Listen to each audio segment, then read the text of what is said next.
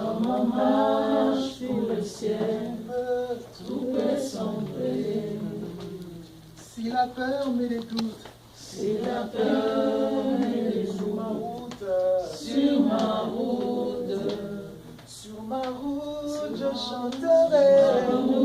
je chanterai, tu es fidèle, Emmanuel, Emmanuel, oh, Emmanuel, Emmanuel, Emmanuel. Laisse-moi te dire laisse-moi te dire que je t'aime. que je t'aime, Laisse-moi te dire laisse-moi te que dire je t'aime. que je t'aime. Laisse-moi demeurer. Laisse-moi demeurer toujours avec toi. Oui, te dire Oui, te dire que ferais-je loin de toi. Laisse-moi demeurer. laisse-moi demeurer toujours avec toi. Oui, te dire Oui, je suis amoureux. je suis amoureux. Que souffle le vent. Que souffle le vent. Oh, sur ma route. Que s'élève les tempêtes. Sur ma route. Je sais que tu es. Moi je sais que tu es fidèle. Tu es fidèle. Moi, je sais que tu es fidèle. Moi je sais que tu es fidèle. Kangaite. Oti kangaite, Naebi nayebi okozala na nga. Okobwa kangaite. Okomwa kangaite, Naebi nayebi okozala na nga. Kolemba kangaite. Olemba kangaite, Naebi nayebi okozala na nga. Otika kangaite. Otika kangaite, Naebi nayebi ozalaka na nga. Tika ngai yawe. Tika ngai naumela, Naumela. naozalisi na yo. Motema na ngai. Motema na ngai eloba, Nalingaka yo. nalingaka yo. Atako nini naumela. Ngai naumela, Naumela papa. naozalisi na yo. Motema na ngai. Motema na ngai eloba, Nalingaka yo. nalingaka yo. Père, ce soir, c'est un rendez-vous des amoureux. Nous t'aimons, voilà pourquoi nous sommes venus honorer ce rendez-vous. Merci pour l'opportunité que tu nous as accordée de passer encore du temps avec toi. David le savait mieux, il a dit, vaut mieux 1 heure dans ta présence que 1000 ans ailleurs. Amen. Seigneur, je prie que tu mettes encore le paquet ce soir. Tu investisses encore en nous comme tu sais bien le faire. Merci, Seigneur. Parle-nous de manière individuelle et de manière collective. Amen. Rencontre-nous tous par ta parole. À quoi sert de parler si ce n'est pas l'esprit qui parle? En réalité, dans l'homme, c'est l'esprit. À quoi sert d'ouvrir la bouche si l'esprit ne la remplit pas? Tu disais, ouvrez la bouche et je la remplirai. Amen. Merci de remplir ces lieux de ta sagesse, mais aussi de ton esprit. De ta puissance créative, mais aussi de ta capacité transformatrice. Amen. Est-ce qu'en tout et pour tout, que le nom de Jésus soit glorifié? Au nom de Jésus. Avec action de grâce au nom de Jésus. Nous avons ainsi prié. Amen. Amen. Alléluia. Amen. Bienvenue à Blueprint Church. Quelqu'un aime cette location ici? Yes. Alléluia. Gloire au Seigneur. Je suis tellement dans la joie d'être encore dans la présence du Seigneur. C'est pour moi un honneur de me tenir et de prêcher devant mon Père. Je ne peux pas commencer sans l'honorer. Il nous est venu de très loin. Yes. Et ça fait toujours bizarre d'introduire son Père avec nous. J'étais souvent habitué à être à la place où il est et les regardant faire ce que je fais ce soir. Et mon cœur tremble quand je suis en train de faire ce que je fais pendant que j'étais à sa place. Et heureusement pour lui qu'il n'est pas un homme de type à stylo rouge. Sinon, je me disais que j'aurais à passer une interrogation ce soir. C'est plus qu'un honneur et un privilège ce soir d'avoir mon père ici. L'ingénieur Makia Koulé pour nous honorer les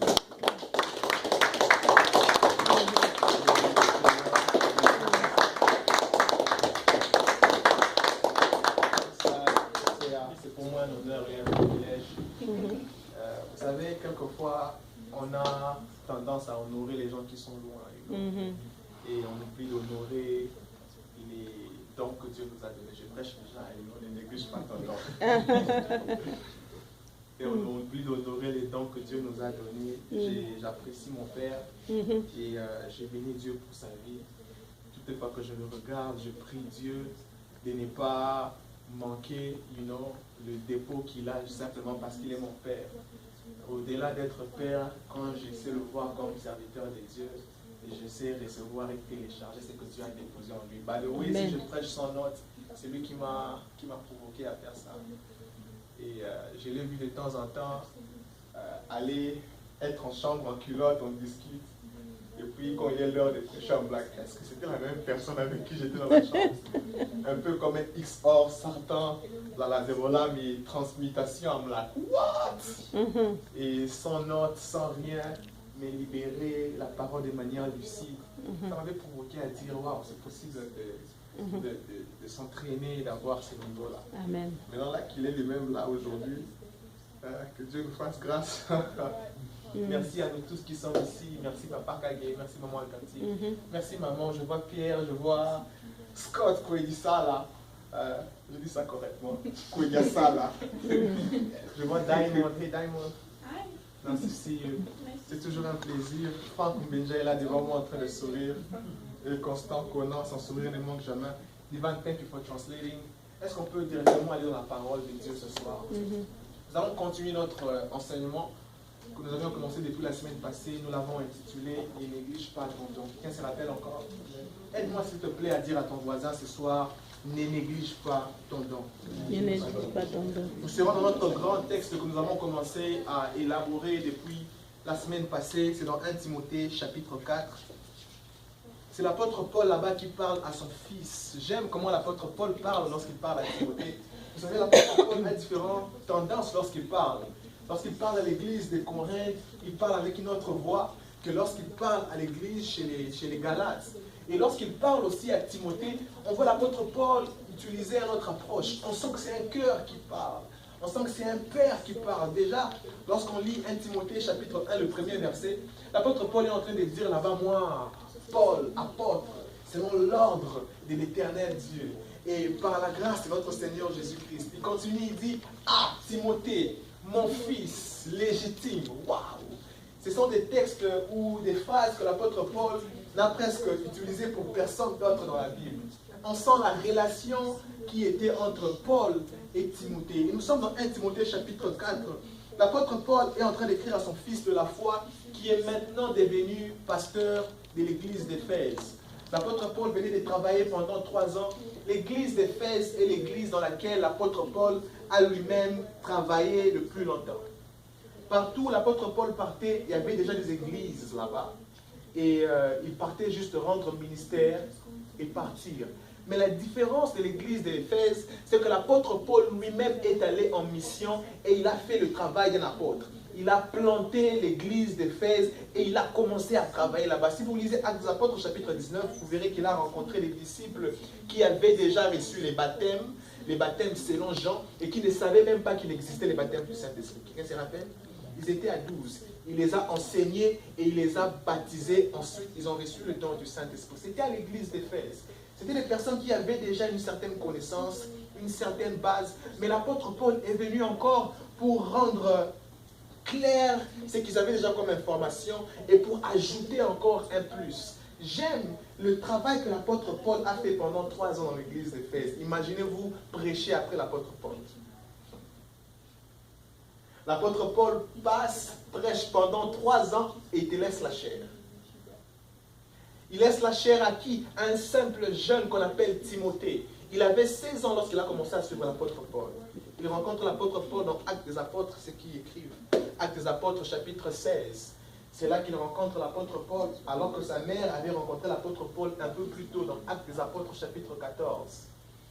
Lorsque Timothée rencontre l'apôtre Paul, il a 16 ans.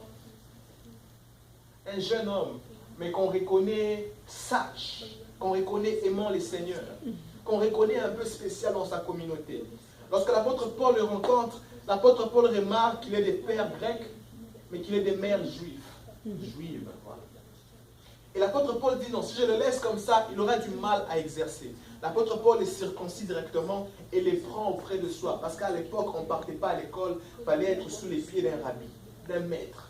Et l'apôtre Paul adopte Timothée comme son fils. Timothée était déjà beaucoup plus attaché à sa mère qu'il manquait l'image paternelle. C'est comme ça que l'apôtre Paul lui prend, non pas seulement comme un fils spirituel, mais il les prend vraiment comme fils. Et partout l'apôtre Paul partait, il partait avec Timothée. Ils se sont rencontrés dans Actes chapitre 16, si vous vous rappelez. C'est là que l'apôtre Paul est entré en prison avec Silas. Là où ils ont prié toute la nuit et qu'il y a eu tremblement de terre. D'autres commentateurs sont en train de dire que Timothée était aussi en prison avec l'apôtre Paul. Il était jeune lorsqu'il a commencé à suivre l'apôtre Paul. No wonder, il est passé par beaucoup de coups qu'il a eu le problème d'estomac. L'apôtre Paul était toujours dans des problèmes. On l'arrête ici, on l'arrête là-bas. Timothée tout jeune, mais il avait l'amour pour l'apôtre Paul. D'autres commentateurs disent que Luc, dans Actes des Apôtres, ne choisit pas de parler de Timothée parce que selon lui, qu'est-ce qui est Timothée devant Paul? Est-ce qu'on doit parler de Paul et parler aussi de Timothée? Mais lorsqu'on commence à lire le chapitre 16 de Actes des Apôtres, on voit Timothée déjà commençant à suivre l'apôtre Paul. Une relation commence. Et de là, l'apôtre Paul va dans sa seconde mission en Asie mineure, qu'on appelle maintenant, c'est quoi ces pays? Turquie? La Turquie. La Turquie. L'apôtre Paul va là-bas. Et lorsqu'il va là-bas, c'est ce qu'on appelait à l'époque Éphèse. Il travaille là-bas pendant 3 ans. Il engendre l'église. L'église commence à grandir. Il y avait déjà des anciens qui étaient avant apôtres de Jean Baptiste, qui connaissaient les Écritures. Et apôtre Paul quitte là-bas. Il va maintenant en Corinthe. Et il laisse qui comme pasteur? Il laisse Timothée. Un jeune Timothée qui n'est pas beaucoup trop expérimenté dans la parole. Mais l'apôtre Paul croit lui avoir formé. L'apôtre Paul croit lui avoir exposé à la vérité. L'apôtre Paul croit avoir investi en lui. C'est alors que lorsque l'apôtre Paul est en train d'écrire ici, il est en train d'écrire dans le souci de voir Timothée réussir. Il est en train d'écrire dans le souci de voir Timothée faire la différence. Il est en train d'écrire dans le souci de voir Timothée prendre avec sérieux ce qu'il lui a laissé comme tâche. Nous sommes dans le chapitre 4, on commence dans le verset 12. Il écrit à Timothée, il dit que personne ne méprise ton jeune âge. Je vais lire avec Louis II. Il était tout jeune.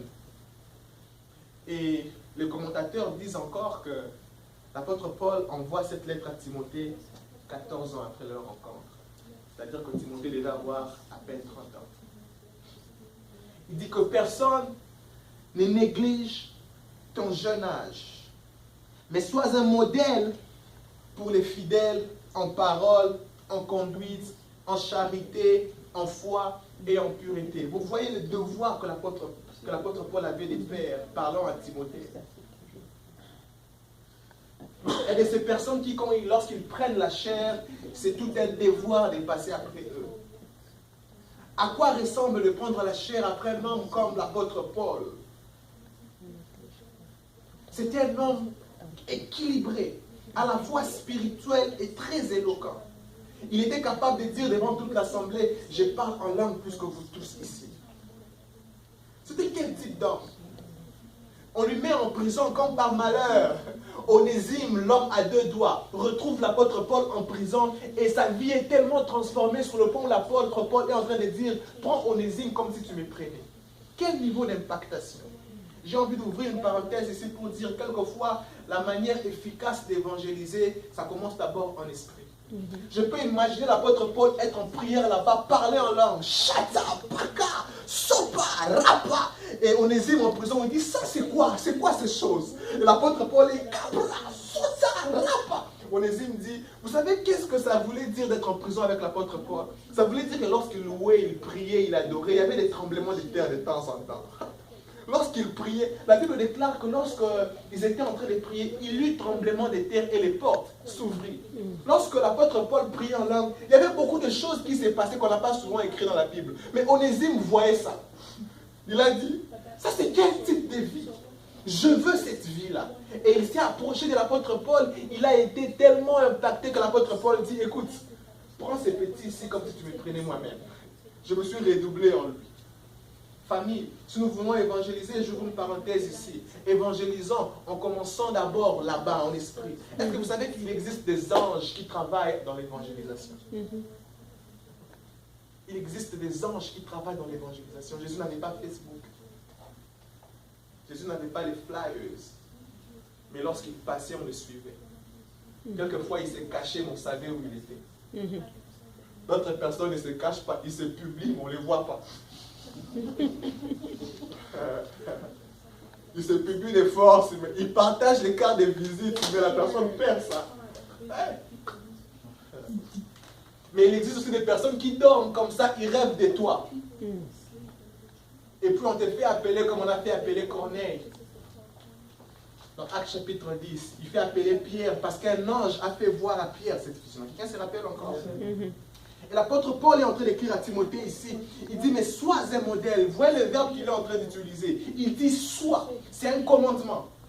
Ça ne se négocie pas. Il dit sois. C'est le verbe être à l'impératif, n'est-ce pas? Sois. Ça ne se négocie pas. Lorsqu'il est en train de parler de ça, il dit sois un modèle. Sois un modèle. Vous savez, il est d'autre chose de paraître être un modèle, mais il y a aussi autre chose d'être vraiment un modèle. Il dit, je ne veux pas que tu paraisses en étant modèle, mais je veux que tu sois un modèle. Il dit, sois un modèle en parole et en conduite. Parle bien, mais aussi agis bien. Et lorsqu'il parle de la parole et de la conduite, il continue, il dit, en charité. Là, c'est l'amour agapé, l'amour de Dieu, l'amour désintéressé. Il finit là-bas, il dit, en foi, en pureté. Il continue, il dit, jusqu'à ce que je vienne, applique-toi à la lecture, à l'exhortation, à l'enseignement. Il dit, ne néglige pas, c'est là que notre texte commence maintenant. Il dit, ne néglige pas le don qui est en toi et qui t'a été donné par prophétie, avec l'imposition des mains de l'assemblée des anciens. Nous avons commencé à dire la semaine passée, si l'apôtre Paul est en train de dire, ne néglige pas le don, c'est qu'il y a très forte probabilité de voir des personnes qui négligent leur don. Nous avons dit la semaine passée que ton don, c'est ton office. Comme un Habakkuk, c'est lui qui est dans son don et sur le point de voir ou d'entendre comme personne d'autre ne voit et n'entend. D'ailleurs, le don que Dieu a mis en toi, c'est là que se manifeste la merveille de Dieu. C'est lorsque les gens voient le don en toi qu'ils disent, wow, God is wow. Le don en toi, c'est une portion de Dieu en toi. Imaginez-vous, la Bible dit dans Ésaïe, la Bible déclare là-bas en disant, un enfant vous est né, mais un fils vous est donné. Celui que vous avez est à la fois enfant, mais aussi à la fois fils, fils de quelqu'un, fils aîné de quelqu'un. Un enfant, c'est celui qui vous est né, c'est celui que vous voyez. Mais au-delà de là, au-delà d'un enfant, il y a un don qui vous a été donné. Et ces dons, c'est le Fils, c'est le oint, c'est l'onction. C'est le Christ qui veut dire les oints son onction. C'est l'immatériel, mais qui rend les choses tangibles. C'est ça le don. Nous avons même parlé des parents de Samson. Manoah et sa femme, alors que sa femme était en train de faire le chant, l'ange apparaît à un certain endroit. L'ange parle à la femme de Manoah. Et Manoah court vers son mari pour dire, il y a eu un ange qui m'a parlé. Ils font à deux la prière pour dire, reviens encore s'il te plaît, reviens, donne-nous les préceptes et les instructions sur qu'est-ce que nous devons faire pour l'enfant qui doit naître. La Bible dit que l'ange réapparaît encore, mais il n'apparaît pas là où était Manoah. il apparaît au même endroit qu'il a apparu à la femme précédemment. Et nous avons dit que certainement, l'endroit où l'ange apparaît peut être présenté comme le don. Quelquefois, Dieu se choisira de paraître ou de marcher ou de se manifester dans ta vie, quelquefois, très souvent, dans le domaine, dans l'endroit de tes dons. Quelquefois, Dieu t'attendra, la Bible dit dans le Proverbe, que le don d'un homme lui ouvre le porte auprès du roi. Amen. Les dons d'un homme. L'ange choisit de paraître au même endroit. Et on s'est dit, combien même que Dieu peut choisir de mettre ce qu'on appelle le don dans la vie d'un homme, il est toujours possible de constater et de remarquer qu'il y a des personnes qui négligent leur don. J'étais en train de voir qu'est-ce que c'est la négligence, et le dictionnaire Larousse était en train de me dire que la négligence voulait dire laisser, manquer du soin, de l'application, de l'attention que l'on devait, n'est pas accorder de l'importance. Ah, c'est fort. Ça veut dire aussi prêter moins d'attention et d'affection qu'on devrait. Parce que l'apôtre Paul est en train de dire, ne néglige pas ton don. Il est en train donc de dire, attention, ne prête pas moins attention à ton don. Passe du temps avec ton don. Ne néglige pas ton don. Il est en train de dire, ne laisse pas ton don. N'abandonne pas ton don. Et ce soir, alors que nous sommes en train de continuer, j'aurai simplement 3 vérités sur le don et nous allons prier. Quelqu'un est prêt pour entendre ça? Si tu es prêt, aide-moi encore à dire à ton voisin, ne néglige pas ton don. Ne néglige pas ton don. Dis-le lui bien, il est plus à côté de toi. Ne néglige pas ton don. Ne néglige pas ton don. Nous allons partager 3 vérités sur le don et juste après nous allons prier. Le tout premier, c'est que... Non, je préfère dire ça comme ça. Nous allons partager 3 vérités sur pourquoi le don est souvent négligé. Vous voyez? Voilà. Pourquoi le don est souvent négligé? Pourquoi? 3 vérités. La liste est exhaustive, mais ce soir, je crois.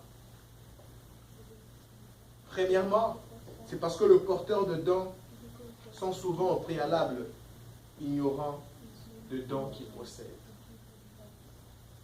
Les porteurs de dons sont souvent au préalable ignorants des dons qu'ils possèdent. C'est l'apôtre Paul qui parle encore. Dans 1 Corinthiens chapitre 12, les premiers versets. Il dit, frère, bien-aimé, concernant le don spirituel, je refuse que vous soyez dans l'ignorance. Très souvent, lorsqu'on parle de don, il est souvent attaché à l'ignorance. Ceux qui ont vraiment le don ne le savent pas quelquefois. J'ai eu la grâce d'être à côté des hommes qui sont grands et qui ont des dons très tranchants. Mon ami le pasteur Victoria White, quand on était au Texas, quelquefois, on nous invitait ou elle partait chanter. Imaginez-vous, on l'invitait chanter, elle chantait, les gens pleuraient, les gens étaient par terre, mais elle me regardait. Et après avoir chanté, me demandait, c'était comment? Toute tremblante. I'm like, what? Tu n'as pas vu ce qui s'est passé là-bas, tu me demandes c'était comment? Elle me demande, est-ce que j'ai bien fait? Il arrivait des fois où, pendant qu'elle est en train de rendre ministère, elle me cherchait des contacts des yeux. Si je bouge la tête, je vois qu'elle devient encore confiante. Elle se dit, c'est que je suis dans le bon. Elle est en train de rendre un ministère, elle recherche un contact visuel. Lorsque je bouge la tête, elle se dit, ah, je suis dans le bon. Et elle allume encore les feux. Moi, je suis là, oui, Abrahas, tu es dans le bon. Parce que ceux qui ont le don, quelquefois, ont du mal à savoir qu'ils ont le don. C'est comme une beauté que tu as.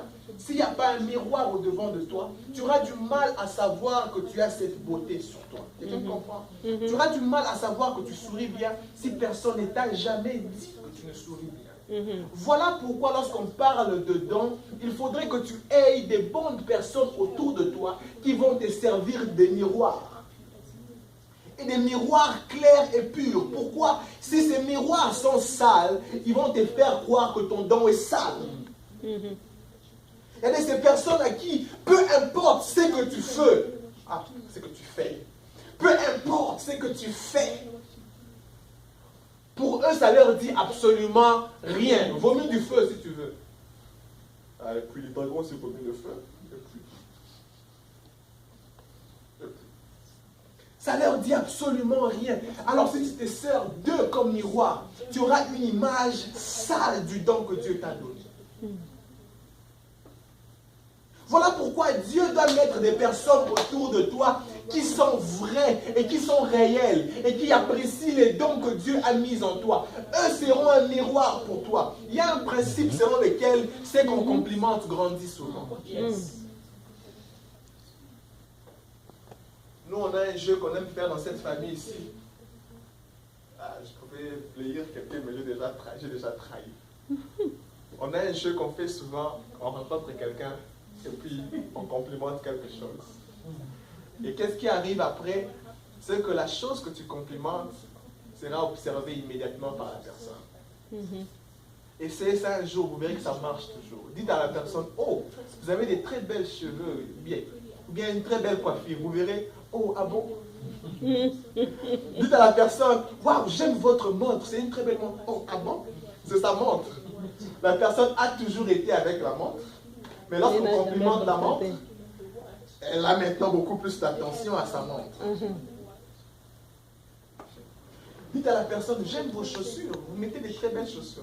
Vous vous rendez compte que toutes les fois que la personne va vous rencontrer, elle mettra les meilleures de ses chaussures. Les compliments arrosent quelque chose. Amen. Et si Dieu ne met pas autour de vous les personnes qui vous aiment, qui vous arrosent, qui vous encouragent, qui voient vos dons, vous risquerez de passer toute votre vie en croyant que Dieu vous a envoyé dans ce monde en vain.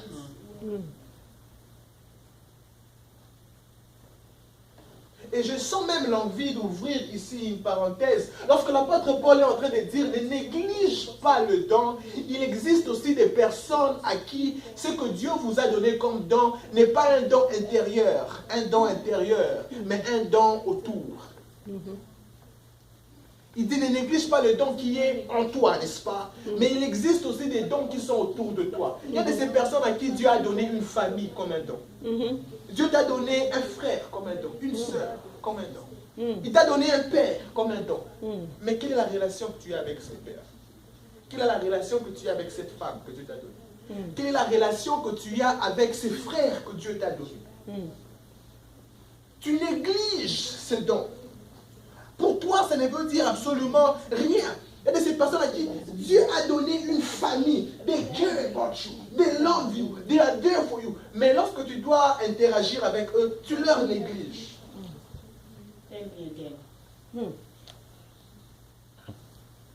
Dieu peut t'avoir donné un don à l'intérieur, mais aussi mettre autour de toi des dons. Il y a un homme à qui son grand-père, c'était comme un héritage des familles. On avait tendance à laisser une bague au premier-né de la famille. On avait tendance à laisser une bague. Et ce jeune-là reçoit une bague à son tour qui appartenait à un grand-père, un grand-père, un grand-père, un grand-père.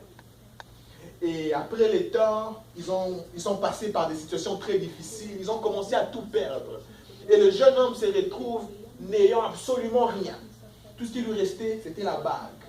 Il avait tellement envie de vendre cette bague-là parce que la faim commençait à frapper. Il est même un jour allé voir une maman de pain pour dire, maman, s'il te plaît, est-ce que tu peux me prêter du pain et toucher la bague en gage? La maman la regarde la bague et dit, cette bague pourrie, qu'est-ce que j'en ferai?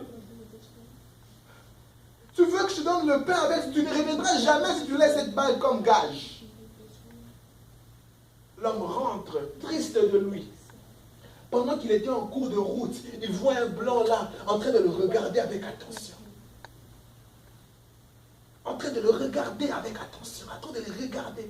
Et il regardait son visage, il regardait son doigt. Il regardait son visage, il regardait son doigt. Il regardait son visage, il regardait son doigt. Et il voit l'homme commencer à s'approcher de lui. L'homme dit, je peux te poser une question? Il dit oui. L'homme lui demande, combien est-ce que tu proposerais si on doit faire un échange avec cette bague? Un échange avec cette bague. Donnez-moi tout ce que vous avez. Vous êtes sûr? donnez-moi tout ce que vous avez, ça m'ira. Il dit, parce que cette bague ici, dans le monde entier, il n'y en a qu'une paire. C'est-à-dire, il y en a deux. Une paire, il y en a deux. Une autre paire a été trouvée très loin. Et on a besoin de mettre les paires ensemble pour mettre comme exhibition quelque part dans des projets comme ça. On demande est-ce que 1 million t'ira. Il regarde un peu sa bague lui-même. Il dit, tu as dit 1 million. Tu dis la bague ici. La bague que la maman du père refusait. On lui suppliait si la bague pouvait coûter 1 million. La même bague. La maman du père était un très mauvais miroir. Jésus-Christ.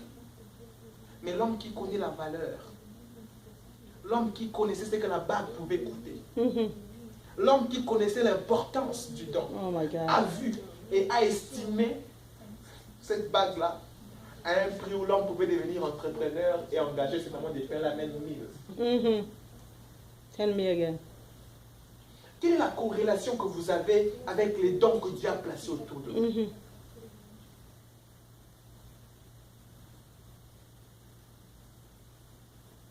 Est-ce que votre église est un don? Est-ce que votre famille est un don? Est-ce que votre père est un don? Est-ce que votre mère est un don? Votre femme est un don? Votre mari est un don? Est-ce que votre frère, votre soeur est un don? Quelle est la relation que vous avez avec ces dons-là? Il existe des personnes qui ont le temps pour tout, mais sauf pour leurs dons. Et tout ce qu'on néglige finit par mourir. Tout ce qu'on néglige finit par mourir. Tu as un ami qui quand il t'appelle, il t'encourage, il prie pour toi. Celui-là, tu n'appelles pas. Tu aimes seulement passer du temps avec cet ami-là qui te rencontre l'histoire des autres personnes. Et après, lorsque vous finissez, vous êtes énervé. Il a dit ça de moi, il a dit ça de toi, j'aurais. Dis à quelqu'un, ne néglige pas ton don. Ne néglige pas ton don. Ne néglige pas ton don. Ne néglige pas ton don. Nous sommes dans Matthieu 25, le verset 14 à 18. Nous n'allons pas lire, nous connaissons les textes. Il s'agit de 3 hommes à qui Dieu donne des talents. Il donne à l'un 5, il donne à l'autre 3, il donne à l'autre 1. La Bible déclare qu'il leur donne tous selon leur capacité. Et la Bible continue en disant que celui qui en avait 5 va le fructifie, les valorise. Et il en a 5 d'autres. Celui qui en avait 3 les valorise aussi. Et on a 3 d'autres. Mais celui qui en avait 1 le néglige. Et il va enterrer son don. Il néglige. Pour lui, ça voulait dire absolument rien. Pourquoi Dieu me donne un seul don? Il donne à celui-là 5. Il donne à l'autre 3. Pourquoi moi, on va me donner un seul don? Il était peut-être ignorant qu'il avait quelque chose. Et l'ignorance, c'est l'une des choses que l'apôtre Paul continue à attaquer lorsqu'il veut parler des dons spirituels. Dès son introduction, il dit « Je refuse que vous soyez dans l'ignorance. » Osée 4,6, « Mon peuple périt par faute de connaissance, à cause de l'ignorance. » Il y a des hommes qui dorment affamés à cause de l'ignorance. Ne laisse pas ces dons être négligés. Est-ce que tu sais que Dieu t'a donné quelque chose?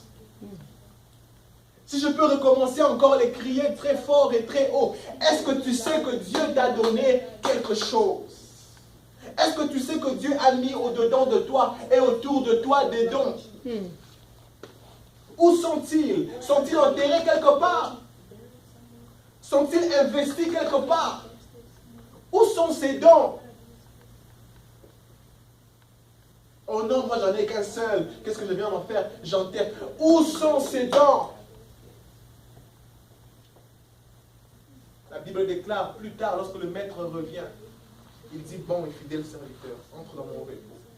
Bon et fidèle serviteur, entre dans mon repos. L'exercice de ton don te fera entrer dans le repos. Amen. Quelqu'un de sage a dit, si ton travail est ce que tu aimes, donc tu passeras toute ta vie sans travail.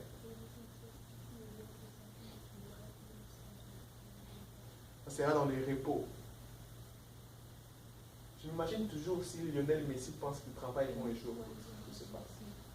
Il se régale peut-être. Parce qu'il y a des gens qui jouent au foot gratuitement.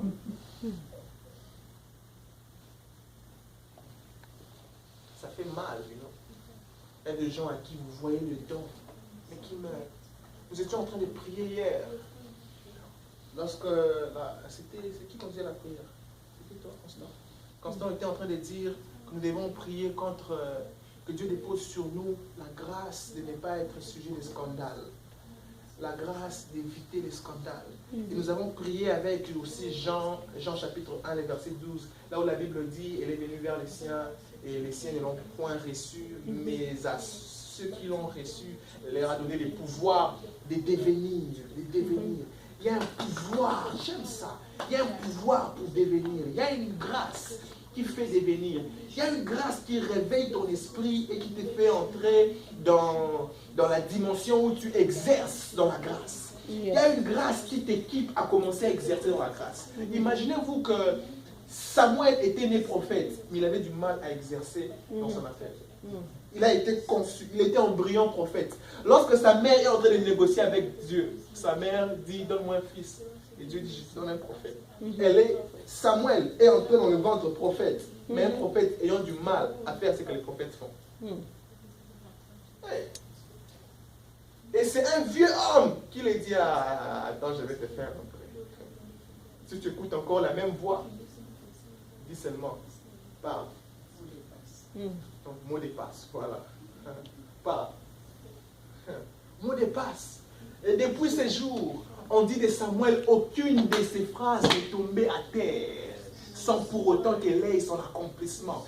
Il est devenu prophète en ce jour-là? Non. Ça lui a introduit dans la dimension de devenir. Ça lui a imposé la grâce qui était déjà sur lui. Ça a rendu palpable, ça a rendu charnel, présente, la grâce que Dieu avait déjà reposée sur lui. C'est comme ça que hier nous étions en train de prier, nous avons dit, il est important de prier pour que Dieu libère sur nous la grâce de devenir. Amen. Et on s'était dit que nous devons imposer les mains pour dire, Seigneur, fais-nous grâce de devenir, fais-nous grâce de devenir, fais-nous grâce de devenir, que nous ne soyons pas de ceux qui sont ignorants et que nous restons là où nous sommes. Fais-nous grâce de devenir.